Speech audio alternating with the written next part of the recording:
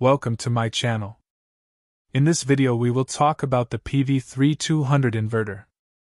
As you can see, all the inverters on the booster side are cracked. This problem is very common in small inverters. Stay with me in the video and we'll solve this so it doesn't get worse again. I'll share with you what I've noted. The 100 ohm resistor that is connected to the gate drive is the problem, and this is the same problem in all inverters. First, we will discuss how to solve this so that this problem does not happen again. The problem is not only with the IGBT, the driver chopper also gets damaged. This should be completely resolved. One is that the owner of the inverter gets scared, and the other is that he has to spend more money because a lot of equipment gets damaged in it. One of the best solutions that I have come up with is to change the two 10 ohm resistors to 100 ohms, and they will never get hot, and the inverter will continue to run properly.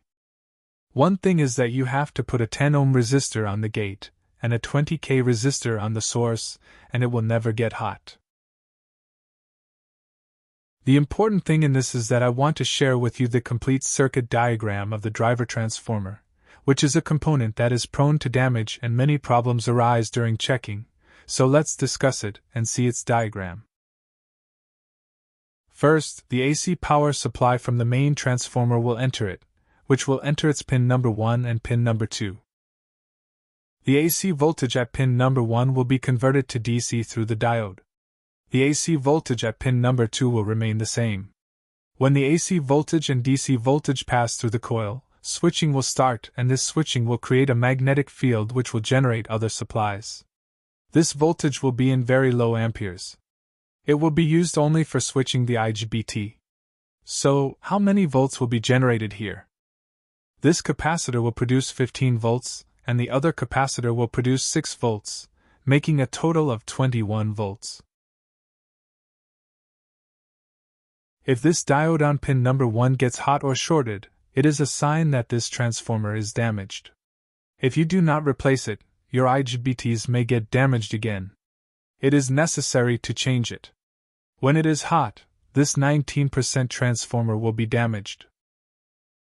The voltage on the other side of the transformer is the voltage, same voltage. We have already talked about this. Let's also know about their voltage. You can check here with a multimeter. It can be up or down by 1 volt. It is very important to check these supplies. If there is a voltage drop in them, the IGBT may be damaged. And these voltages should be generated as soon as the set is turned on. If these voltages are not generated when the set is turned on, there may be a fault in this circuit.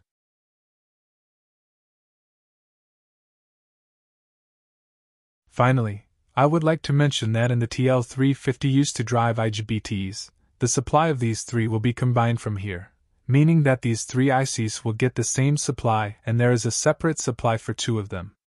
Please note this. It takes a lot of time to make a video. I will try to explain it in detail in the next video. Thank you for watching.